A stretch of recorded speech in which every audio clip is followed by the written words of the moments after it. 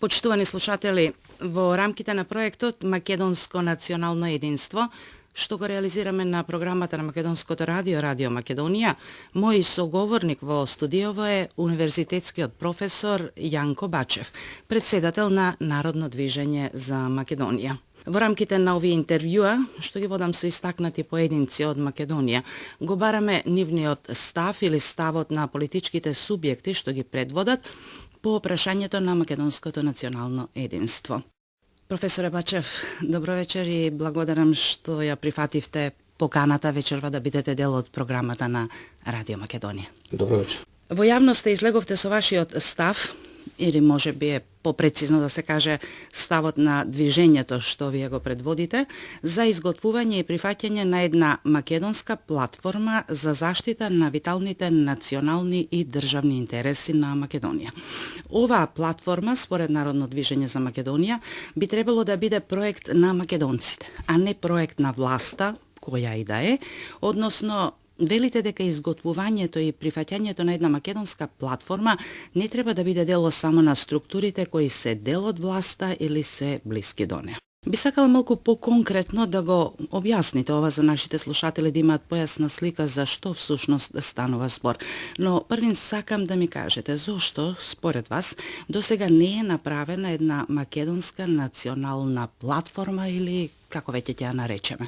Па еве да почнеме од крајот на вашето прашање. Точно е дека Македонија во овие 25 години е една можеби од ретките земји што нема изготвено национална платформа за заштита на националните и виталните интереси. Иако сите современи нормални држави ги имаат тие стратешки документи со кои го обезбедуваат обстанокот и просперитетот на државата. Бидејќи таква е денешната состојба, ние гледаме дека еве нашата планета Земјата е така и распространета со еден систем на држави, распространети на хоризонтална основа, кои што не признаваат власт повисоко од собствената и сите тие основен интерес име како да го обезбедат обстанокот и безбедноста, територијалниот интегритет и сувереноста на земјата. Дури овие формулации во голем број земји ги има и во уставите на тие земји.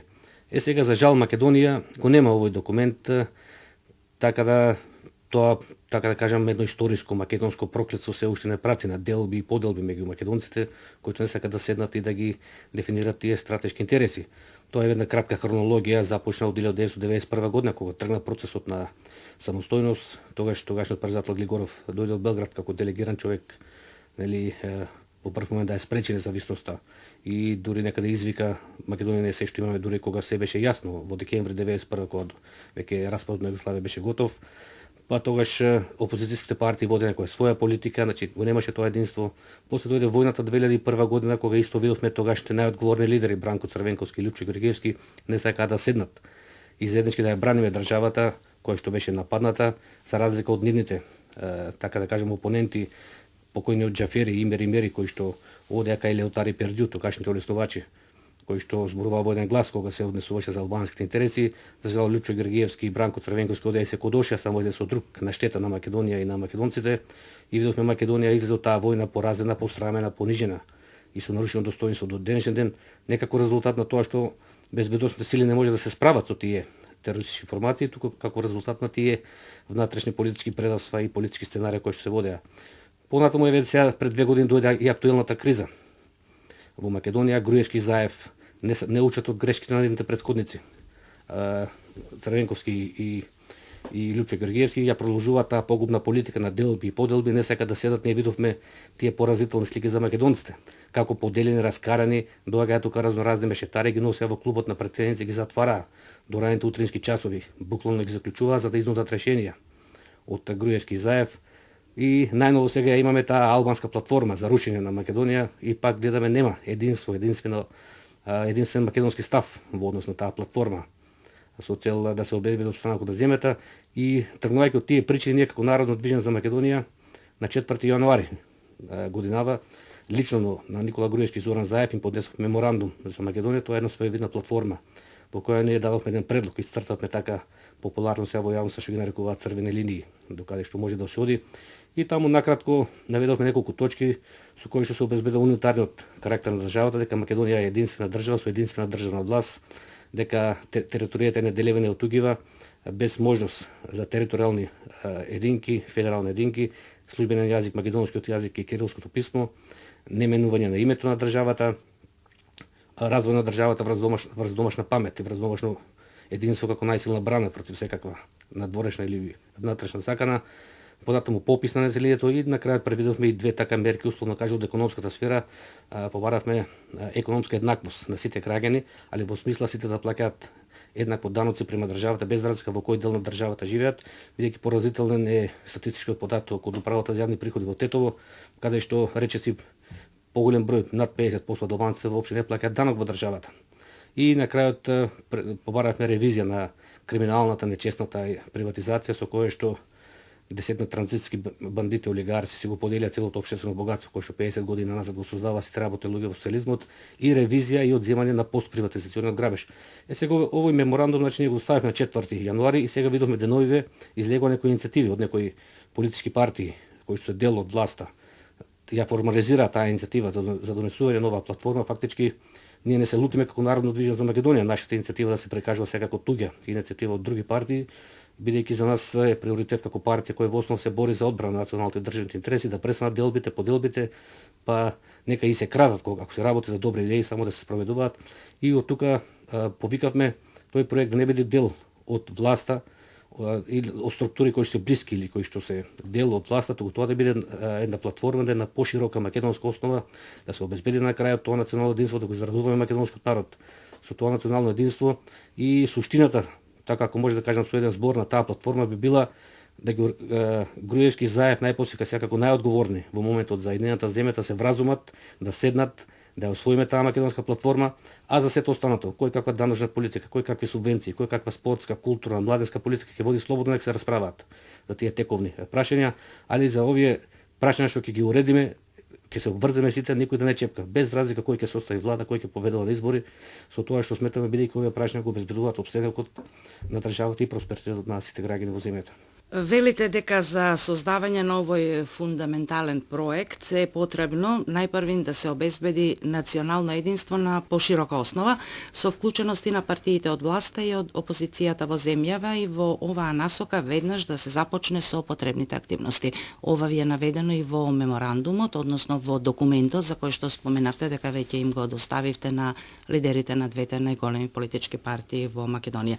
Еве како да се обезбеди ова национално единство и кои се според вас активностите што наитно треба да се преземат? Вие во меморандумот, односно во вашата платформа пред малку искажавте повеќе точки, но кои од тие се така наречените црвени линии за кои што би требало да се добие согласност од сите политички субјекти во држава кои што се одговорни и за виталните интереси и за просперитетот и опстанокот на македонската држава? Па сега ние нашиот документ не претендираме дека е најдобар, дека содржи се што е потребно, него сметаме дека треба да представува една поидовна основа. Една иницијатива, така. Една поидовна основа од која би се тргнало, да кажем, во изготвувањето на таа платформа. И сега во овој момент е најбитно, значи таа иницијатива сега треба официјално да дојде, јас реков, ипак условно кажам, од двете најголеми партии македонски. И сега на прв момент, значи проблемот е лесно решлив. Доволно е само да се има желба и волја да седнат најодговорните во овој момент лидерите на двете големи партии да седнат и да формат едно тело во прв момент од сите, така условно кажам, македонски партии, дали опозицијски и позицијски, во кои што ќе се усогласат, ќе се договорат тие основни, така што и викате, што и кажуваме условно популарно во јавноста црвени линии. Сега тие се значи неколку точки. Тука пред се треба да се обезбеди унитарниот карактер на државата. Понатаму, како во сите современи нормални држави, се знае дека секој основен субстрат, основен носител на државноста е мнозинскиот народ. Македонија значи да се биде држава национална со гарантирани права на сите национални малцинства во земјата, бидејќи цела Европа базира на тој национален субстрат на мнозинскиот народ, освен сега Швајцарија и Белгија, ама тоа се таму држави од поинаков тип, таму нема швајцарски и белгиски народ, него тоа се некоја мешавина од други народи. Значи сите европски држави јасно функционираат на тој принцип, али ние сега гледаме иницијативи во кои што сака да се редефинира државата, се направи бинационална, федерална и еден се понатаму неменување на името. Ние како Народно движење за Македонија, нашиот став е јасен, државата нема потреба да го менува името Република Македонија и што е поинтересно има механизми како тоа да се правни механизми како тоа да се поврати. Еве сега една мала дигресија, само накратко да кажам дека своевремено мојот докторски труд беше токму на таа тема, правните механизми за враќање на името во Обединетите нации. Значи ја таму давам 4 механизми. Кои се тие 4 механизми? Било добро да ги образложите во оваа пригода. Тоа се 4 механизми преку генералниот секретар, Советот за безбедност, Меѓународниот суд на правдата и Генералното собрание на Обединетите нации. Значи тоа се 4 одвоени механизми за кои евентуално би се одлучила некоја влада, ако собере храброст по проблемот од политичкиот да го префрли на правниот терен, да се ограбри било дали ова дали некоја наредна влада, значи стојат на располагање 4 меѓународно правни механизми кои што може да се поврати името во Обединетите нации, тие се одвоени од себе, за кои евентуално би се одлучила некоја влада, тоа е веќе политичка проценка кој од тие би давал најизгледни шанси да се успее во спорот со името. Значи јас стојам на ставот дека Македонија треба да го примени правниот пристап во однос. Меѓутоа, за жал, до сега не видовме така иницијатива или храброст. Се уште сите наши влади во овие 25 години обстојуваат на политичко-дипломатските техники на решавање на спорот со името преку разговори, преговори, добрите услуги што ги дава сега посредникот, што ги дава генералниот секретар преку своите посредници, моментално преку Метју Нимиц.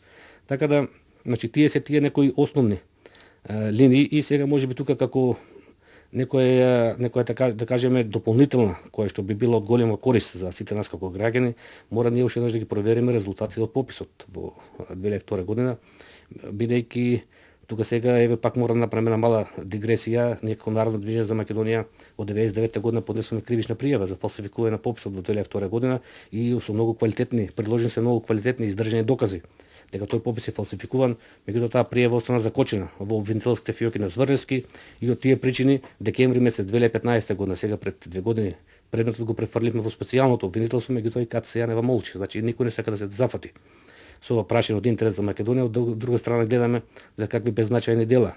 Сега ги гледаме во јавност од страна јавната обвинителка, таму некои беззначајни кривични дела за шамарење, некои за да не речем глупости, додека за пописот молчи и оваа обвинителка, иако пописот има надлежност да постапува по него, бидејќи се спомнува во една од тие разговори преслушкувани што излегува во јавноста, така да ова стратешко прашање очигледно молчат и од тука тоа не дава право да изведеме заклучок дека најверојатно тие активности на обвинителството се резултат на некои странски ментори кои проценели дека пописот не треба да се отвара.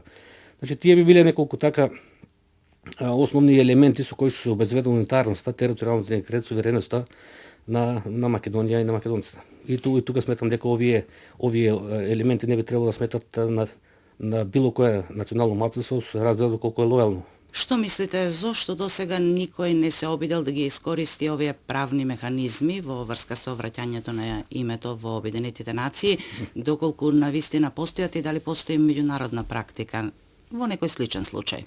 Па досега немало во практиката на Обединетите нации држави членки на Обединетите да оспоруваат име на земја кандидат за членка на Обединетите нации, како што беше во случајот со Македонија, кога на 8 април 1993 година беа поставени 2 дополнителни услови да преговара со Грција и да ја носи таа срамна референца по ранешна Југословенска република Македонија. И од тогаш Македонија се определи спорот да го решава преку тие политички, дипломатски техники кои што гледаме дека нема резултат. Не даваат резултат никако. И од тука за мене еве покрај партискиот мој ангажман околу тие стратешки национални интереси, јас и на лична и научна основа продолжи со таа активност и како што спомнав, побрав тема кога своевреме ја бранев докторската дисертација на правниот факултет, побрав тема во врска со името и тоа во моите истражувања, значи дојдов до тие 4 меѓународно правни механизми кои што стојат на располагање на Македонија.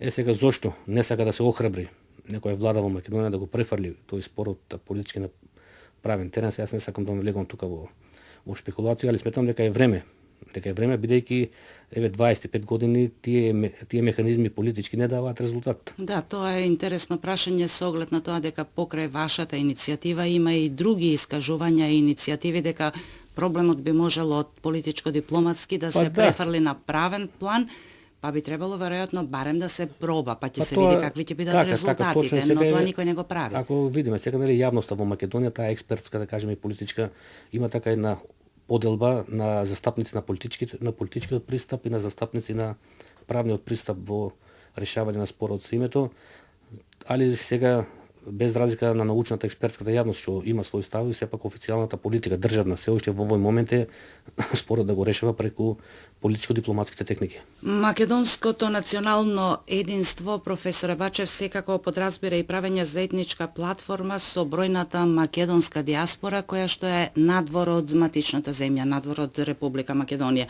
Како вие ја гледате улогата на македонската диаспора на овој план? Еве гледаме во последно време и порано, меѓутоа во последно време и во државава и надвор од неа зачестуваат тие иницијативи за создавање на една македонска национална платформа, за македонско национално единство се почесто се зборува.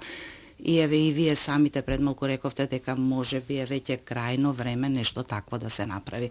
Каква би била тука според вас улогата на македонската диаспора? Колку таа може да биде двигател или подкрепувач на една ваква иницијатива за таа да се реализира, да се направи и да се примени во практика? Па еве јас како што спомнав, значи ние како Народно движење за Македонија уште на почетокот на кризата, веќе 2 години, во бројните наши пресконференции или соопштенија и воопшто во сите наши активности, можеби сме политички субјект кој што најмногу ги има употребувано зборовите домашно единство, домашна памет, решавање на спорот со домашни средства, бидејќи таа вистина позната од давнина дека домашното единство е најсилната брана против секаква закана, бидејќи доколку ние би имале домашно единство без разлика колку земјата е мала, едноставно не може било кој еве тие условно сега ќе ги спомнуваат странски влијанија, странски центри, странски фактори, доколку земјата единствена не може да избрише цел еден народ од сцената. Така таа странци само го користат тие наши поделби, тие наши, да кажеме, тоа наше неединство. И од тука еве сега добро некако македонци без разлика каде живееме да се постигне тоа единство, али за жал како што гледаме таа поделеност внатре се рефлектира и кај македонци што живеат надвор од Македонија. Сега во поранешниот југословенски систем тука можеби имаше грешка и мислам грешка, таква беше ориентацијата во таа заедничка федерација, кога тогаш и преку службата за државна безбедност се правеа вештачки тие поделби надвор меѓу македонското иселеништво, меѓутоа сега веќе кога ги нема тие активности, кога се укинати тие линии на македонски екстремизам, кога не се промовираат во странство, сега испливаат на видели на други интереси. Еве гледаме таму по Австралија, сега веќе материјалното избега на прв план, се караат за имотите, за парите во црквите, така да добро е државата како бидејќи сега тие македонци имаат своја сопствена држава, независна држава, добро е да проработи на тој принцип, а што се однесува до овие соседниве тука од најблиско од наше окружување македонци што живеат во соседните земји, тука мислам дека државата многу затајува во својата улога што треба да ја има, бидејќи не им нуди никаква помош. Гледаме каква агресивна политика водат соседните држави во однос на Македонија преку своите, да кажеме, тие безбедносни служби. Од друга страна Македонија не парира со соодветна активност. Еве да кажеме, за мене е зачудувачки како може Македонија како држава да не ги помага тие наши малцинства во Бугарија, во Грција, во Албанија, преку соодветни активности, да кажеме преку на финансиска помош, преку отварање некои тие локални радиостаници. Буквално тие луѓе ние сме ги посетувале. Еве бевме и во Мала Преспа кај градоначалникот, бевме и кај Омо Илинден во Бугарија, бевме и во Венежито кај Грција. Едноставно сите кажуваат дека немаат никаква поддршка, никаква помош. И посебно во Бугарија видовме таму една стварно страшна ситуација, сите тие активисти се на работ на екзистенцијата. И како тие ќе действуваат за заштита на македонски интереси, од тука јас еве спомнав во еден момент таа криминална приватизација, што беше тие десетина олигарци, да кажеме, што се го поделија целото општествено богатство, сега да кажеме треба владата да размисли да ги повика тие и барем и по диктат им нареди да отворат по еден погон во тие соседни земји. И кога тие луѓе биле вработени, таму подобро ќе можат да ги остваруваат тие македонски интереси. Ние видовме таму, што кажав, една страшна слика. Тие живеат во една тешка материјална состојба, што се тие активисти македонски. Така да сега мора тие транзитски олигарци повратно да ја вратат на државата. Со свој, да кажеме, со својата финансиска помош, бидејќи тие своевремено поделија некаде околу 4 милиарди тогашни марки капитал, кој што беше создан од сите работни луѓе. Така да државата мора да води една политика во која што ќе има еден поагресивен настап према нашите малцинства, во смисла на позитивен агресивен настап во кој што ќе им помага, бидејќи еве гледаме, видите што се случи сега пред некој ден, тие бугарски европратеници кои што издействува некоја резолуција со која што измислија бугари во Албанија кај што 100% живеат македонци. Еве јас, како што кажав, ние наша делегација бевме во посет таму, јас таму видов само македонци на лице место, пеат македонски песни, играат македонски ора, зборуваат македонски јазик. Не видов таква ситуација. Ама тие претеници во Брисел странци не го знаат. Тие потпаѓаат под влијание, под лобирање, значи треба на таква голема Ама активност. простете што ве прекинувам тука, јас би рекла дека затаила и нашата дипломатија. Па така тоа, сега да кажеме тие европратеници таму, пример дојдени таму од Луксембург, од Холандија, кај да знаат за состојбите, да кажеме, значи тоа тие луѓе се убедуваат, свеста ја градат брзо основа на убедување што им се прави. Информациите што им се сервираат. И сега овие двајцата европратеници од Бугарија успеале, значи во таа нивна си одработиле. Се одработили, затоа ние баш и пред 2 дена имавме така една пресконференција во која што побаравме и тука се гледа колку е државата сериозна, побаравме да ги прогласи како непожелни личности во Македонија. Бидејќи еве сега најави дека ќе отварат и канцеларии во Скопје, во Охрид и во Битола за средби со граѓани кои што имаат бугарски пасоши, кои што гласаат за европските избори за овие пратеници, така да една сериозна држава сега не би требало да им даде да стапнат на овие луѓе тука во Македонија. И затоа побаравме дури да бидат прогласени за непожелни личности во државата.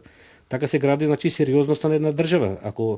Али сето тоа е потребно една претходна предпоставка. Пак се вратиме околу тоа фатално домашно единство. Значи без домашно единство било која политичка структура во Македонија не може да ги заврши сите овие работи за кои што зборуваме во поглед на националните интереси. Во контекст на сето она што досега го кажавте, дали навистина сметате дека е можеби дојден на некој начин да речеме и последниот момент за да се направи ова македонско национално единство? Веројатно сите овие идеи и иницијативи што се афирмираат во јавноста во последно време произлегуваат од некоја сериозна потреба дека веќе е дојден моментот да почне да се работи на тоа. Па не што е дојден моментот, него веќе може и поминат во известна мера моментот, бидејќи Но е дојден моментот во смисла на освестување дека веќе не треба да се чека. Па треба веќе нашите политичари да се отрезнат, да ја сватат реалноста. Треба да видат дека сега тој дел од порадикални албанци што се во државата, факт е дека ја тераат таа некоја агенда која што ја зацртале пред 100 и повеќе години со таа президентска лига. И јас само тука можам да упатам уште една порека до македонските државни власти дека прави грешка секој во владата или претседателот ако мисли дека тие бројни привилегии, функции што ги добија од ДУИ, тие поранешни припадници на нивната ослободителна народна армија, значи прави секоја грешка кај македонците, оно што мисли дека тие ќе заборават на тие стари сеништа за тие големо албански идеи. Од тука сметам дека време е да се отрезне македонците, али како што гледаме сега тој странски елемент, значи обилно го користи тие поделби и делби, затоа треба да се вразумат. Јас верувам дека еве во тие партии ако лидерите веќе се суетни, се толку раскарани меѓу себе, бидејќи гледаме веќе таа криза во Македонија дојде на лична основа. Тука повеќе се води, барем има структури во тие партии во кои што ќе се вразумат и кои што ќе покренат една иницијатива да се седнат како македонски партии, да ги договориме тие национални интереси, а за сето останато после нека си водат таа внатрешна политика, ако кој имал криминал, нека се заврши таму кај што предвидува кривичниот законник, но дајте да ги обезбедиме тие основни национални интереси во кои што никој нема да чепне. На предвремените парламентарни избори што се одржа во декември минатата година, Народно движење за Македонија не учествуваше на изборите поради, како што беше информирана јавноста, некои забелешки што беа ставени на изборните листи. Се подготвувате ли сега за локалните избори? Па еве само накратко да кажам за јавноста. Нашите листи беа целосно исправни согласно изборниот законник, но беа отфрлени како резултат на политиката и политичките сценарија, бидејќи Државна изборна комисија, кога ги прима листа од сите партии, ако има забелешки, ќе враќа назад и дава рок од 48 часа да се отстранат тие неправилности. Сега кај нашите листи имаше две беззначајни таму неправилности, кај еден кандидат со истечена лична карта и кај еден со неуредната уверение од суд за неосудуваност. И тие во законскиот рок од 48 часа беа отстранети. Така. Меѓутоа на таа фамозна седница после 3 дена во раните утрински часови, таа траеше до 6 сати сабајле, известител била Виолета Дума и таму тие 9 одлучуваат во стилот на мафијашките организации сабајле во 9 сатот, измислуваат нови причини и ги отврлат листите поради наводно несовпаѓање на потписи од така некои кандидати од личната карта во пријавата што е за кандидатура. И тогаш ние побаравме вештачење, бидејќи листите беа целосно исправени, од ДИК одговори дека ДИК нема овластувања да прави вештачење, потоа после 2 дена па ви самите се демонтира. Видовме дека дозволија вештачење за еден случај на приговор поднесен од политичката партија Беса. Значи носеа вештаци во ДИК, се сеќавате на јавно се сеќава на тие случаи. И на крај кога дознавме, кога ги склопивме сите елементи, нашите листи били отворени бидејќи ние цело време заговаравме разбивање на двопартизмот во Македонија, дека е време да се разбие двопартизмот на ВМРО, ДПМНЕ и СДСМ, бидејќи 25 години се менуваат на власт, а на земјата не оди добро, и тогаш од тие политички причини некаде на десетина дена пред овие изборите, кога ги правеле последните интерни анкети, овие големи партии прават интерни анкети за своји потреби секојдневно пред изборите, тоа им кажало дека ние може да освоиме од 3 до 5 пратеника. И од тука најверојатно тоа е причината во која што нашите листи биле отврени како резултат на политиката, а не како резултат на правото. Сега водиме, и од друга страна што е најинтересно, ние сега водиме судска постапка против 12 политички партии кои се пуштени на изборите со неправилни листи. Значи кај одредени тоа се коалиции и неколку самостојни партии, сега предметот е во основниот суд Скопје е направен таков превид и тоа условно кажано превид и тоа ни кажува дека сите тие помали партии што беа пуштени на изборите, тоа фактички биле под нарачка од ВМРО, ДПМНЕ и СДСМ. Кон едната и другата страна што ги видовме тие коалиции. На изборите, значи тие листи уште еднаш ќе повторам, нашите беа целосно исправни, целосно правилни, меѓутоа од тие политички сценари беа отврдени и како што кажавте сега, доколку изборите се роковите газат, почетокот на март треба да бидат распишани, ние сме спремни за локалните избори и ќе настапиме самостојно во поголем број на општини, некаде околу 40 листи ќе имаме, тоа е значи 40 општини. Доколку пак дојде до одлагање на изборите, тогаш останува значи таа наша активност да продолжи, да се спремаме за изборите, ali ние се надеваме дека ќе има локални избори и сега кога ги спомнувам веќе локалните избори, само да спомнам уште еден момент, бидејќи со тој медиумски мрак во земјата кој што владее, кој што кон помалите партии, јавно се верувам дека малку знае во 2013 година на последните локални избори кај македонските партии што настапија, ние како Народно движење за Македонија со 15.537 гласови со 9 советника остваривме трет резултат после ВМРО, ДПМНЕ и СДСМ, значи на локалните избори во 2013 година. Тоа беа последните локални избори, така да сега се спремаме значи и за овие локални избори доколку се одржат во мај. Условно речено како мала политичка партија и вие рековте, нели така ги нарекуваме, дали се залагате за една изборна единица, бидејќи има и такви иницијативи да се промени изборниот модел, со што би се сменила и сликата во парламентот? Да, тоа е исто така наше барање, сега тоа исто така малку се знае во јавност, ние уште во 2010 година и официјално имаме поднесено до собранието предлог иницијатива за измена на изборниот законник, меѓутоа не им одговара на големите партии. Тогаш во тоа време пред колку што се сеќавам пред 2010 година, тоа пред веќе 7 години, Трајко Велјановски повратно не извести дека предлогот е доставен до сите пратеници во собранието, меѓутоа остана закочен во тие пратенички клупи. Така да еве ако е некоја во УТК, колку што сеќавам, Зоран Заев, лидерот на СДСМ во изборна кампања, рече доколку СДСМ формира влада, прво нешто што ќе го направи. Прв предлог на таа негова влада, доколку ја формира на собрание, би била точка на дневен ред во која што ќе дојде до промена на изборниот модел од повеќе изборни единици во една изборна единица. Па да видиме, инаку за нас во Народно движење за Македонија, значи ние се залагаме за тој модел, бидејќи тој модел дава шанси за адекватно вреднување на секој изборен глас. Професоре Бачев, јас ви благодарам за овој разговор, благодарам за информациите што ги споделивте со нашите слушатели. Верувам дека разговорот со вас ќе биде еден придонес во на што пред малку го говоревте избор, односно медиумски молк за помалите политички партии. Овој наш проект е замислен токму така да се представат малите политички партии кои што имаат помалку простор за афирмирање во јавноста. Јас благодарам за поканата, па се надам дека ќе го задржиме вниманието на вашите слушатели.